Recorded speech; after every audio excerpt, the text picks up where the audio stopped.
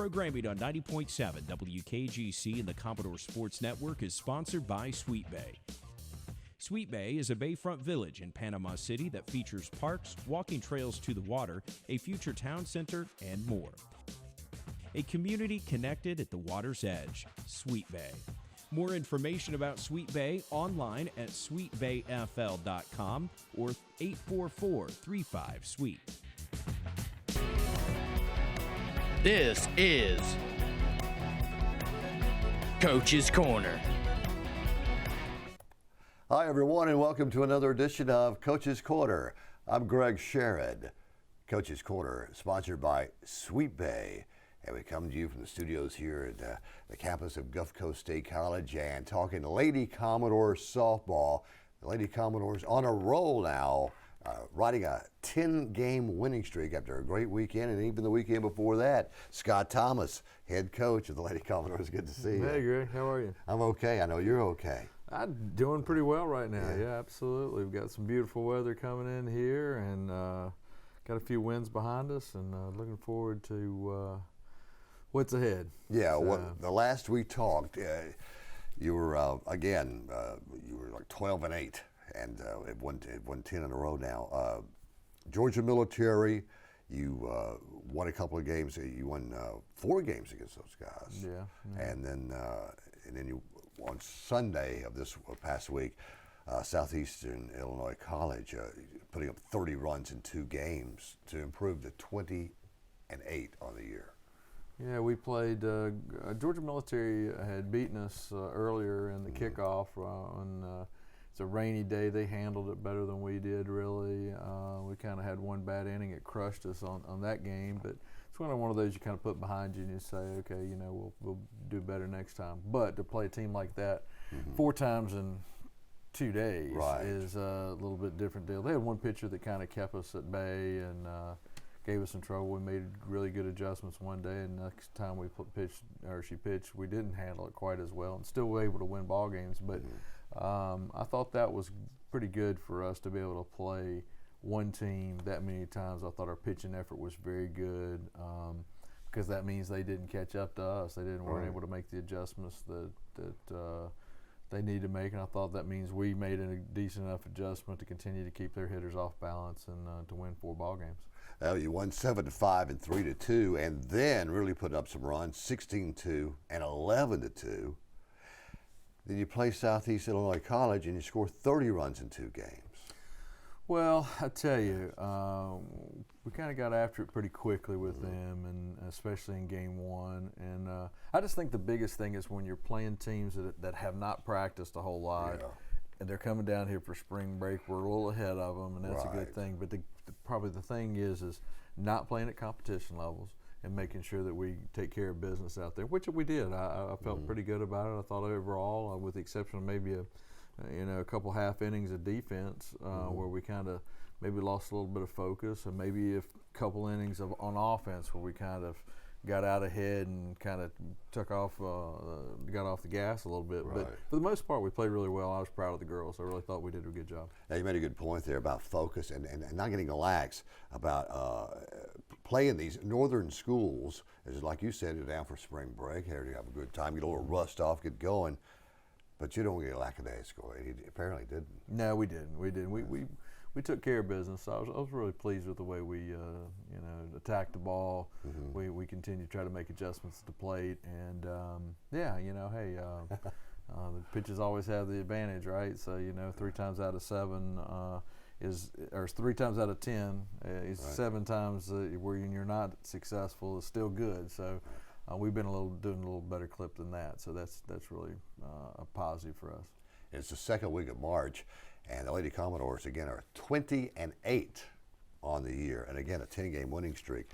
Individually, on the week, you had some outstanding play. I was just noticing, first of all, Taylor Robinson, who had 10 RBIs in those games. Yeah, she had 10 RBIs, had a couple home runs. I think the biggest thing with her is where we set up in the lineup with her is very important. I was kind of driving in on Sunday, and I was thinking kind of a certain teams you're going to look at as kind of as a murderer's row, so to speak, because you've got You know, we've got the table setter in Ellie Freed, who you were asking about beforehand, and you know, she's got some stolen bases. She leads us in stolen bases with 14, gives us that speed off the top. Then Bill Wolfenden comes in and is moves runners, makes contact, you know, and then it's on after that. And it's Summer Johnson. He hit 625 on the week, and then she's hitting 500 overall. She's right in front of Taylor, so that protects Taylor. Taylor hit 529 on the week, and that protects Hannah Seegers, who is another great contact hitter, who hit 461 on the week, who protects another big lefty in Caroline Woolley, who hit 470 and 12 RBI. So these kids are getting on in front of them, and then that kind of makes things easier even down in our 7, 8, 9. But it's man, if I haven't having to look at that with knowing that I've got 6'2" Emily Greek coming up and a Cam Mahalis who's really got a nice bat and tremendous at third for us, it really sets the tone. And we even had our number 9 hitter hit her first home run of the year. So terrific. So when you get down to the bottom lineup, that's what we're kind of doing right now, and I'm really pleased with that, and we'll keep it rolling. That's terrific. And you bring up the fact, you know, when you're setting up somebody, you got to lead off for and you get to the third batter. I was thinking, like, for example, the 69 Orioles, or those Orioles 69, 70, 71, with Buford and Blair, and Frank Robinson, Boot Powell. By the time you get to Brooks Robinson, he's hitting fifth. And it's the same with even going back further than that. This isn't Murderers Row. They were way back, but the New York Yankees of the early 60s with Richardson, Kubek, Maris, Mantle, Berra, that kind of there's something about that. It's a cool feeling. When you got somebody that can protect you, and you're sitting there, and they're sitting there looking at a kid that's hitting 500, and they're like going, "Okay, let's get beyond this kid." And you're going, "Oh, wait a second, this kid's hitting 480 something too." You know, and then it's like, pick your poison, you know, and somebody's got to step up, and you got to pitch to somebody at some point. Right. And so right now, I'm pleased with that part of it. We've got to continue that as our schedule gets tougher, and but I'm excited about it. I think they're ready for that challenge as well. Terrific. You mentioned Summer Johnson, 12 RBIs in that span. Hannah Seegers with a good week, driving in 5 runs, hitting 613. Caroline Woolley, who also drove in 12 runs, hit 470 and some extra bases. I want to mention Taylor Robinson too, had a good week. But you made a note about Bill Wolfenden and Cam Mahalis and Emily Greek having solid weeks. Yeah, but they all had solid weeks, and some of it's defensive, you know. I mean, when you watch us come and throwing the ball around the infield, we do a pretty good job, you know. And if you're seeing, I think one of the incredible stats for the week, and I thought our pitching staff did a nice job this week over 6 games. I thought, you know, Brittany Krausen got a couple wins. Taylor Lee did a great job. We even threw Taylor Robinson, got a couple innings yesterday, and so did Emily Greek started one. So we need those two to get it done. But when you're looking at our pitching staff as a whole, Brittany Krausen, Taylor Lee, they're giving us ground balls. Over 4 games, when I talk about the defensive side of it, over 4 games against Georgia Military, this is going to sound like a negative, but I think it's a positive. We only had 1 strikeout. So that means we're fielding a lot of ground balls and pop-ups, and we're fielding the ball. The cool thing about that is they've only given up 7 home runs the whole year. Whoa. So we've hit like 30. So, you know, it's like, so when you're sitting there and you're looking at it, keep the ball in the park, allow us our defense to play the ball, and even if we make an error here and there, hey, that's okay. The percentages are still going to be in our favor. That's great. Man, I love good infield play. Yeah, you know, they're solid. Yeah, you wipe out, you double double play, you wipe out a rally. Yeah, we had several. We had a big one to end the game just the other day, where we had a ground ball hit to Cam Mahalis. He stepped on third, threw it across with the runners on first and second. We turned one to end the game, I think on Saturday, where we ground ball to Mahalis. Belle Wolfenden turned it.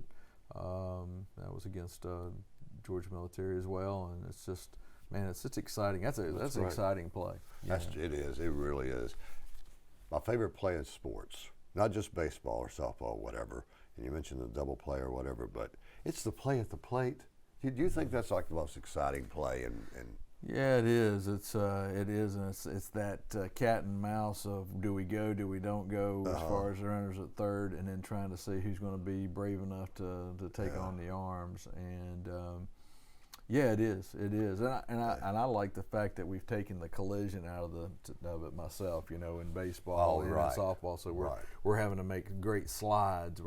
It adds a dimension of skill set to that. To say, let's see how somebody's going to slide backside or whatever, and how we handle that. Right. So, yeah, it's a very exciting play. It is. It's just the one that just. I mean, you know, if the guy's breaking from second, and on a hit to right or whatever.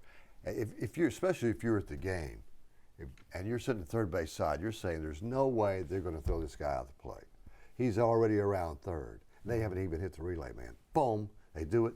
It's at the plate, and a lot of times they get him. It's just incredible. Yeah, you go back to the '71 Orioles. I'm a big time Pirates fan. So the '79 Pirates, you know, you got Dave Parker threw a guy out in the All-Star game. I can't remember who it was. Threw it all the way from the fence all the way to the plate. You know, it's pretty amazing, but we've got some good arms out there too, and I know one of the things we've done is moving Taylor White, who's back with us, playing her in center field. She easily has the best arm. It's just fun to see her throw it in, and sometimes you're like, please go. Let's see what happens here as a coach. You know, please go. We're gonna hose this kid down. That's terrific. This is Coach's Corner and 90.7 FM on the radio side, WKGC. It airs Monday nights at 7, and of course airing here on the Gulf Coast Sports Network and streaming live.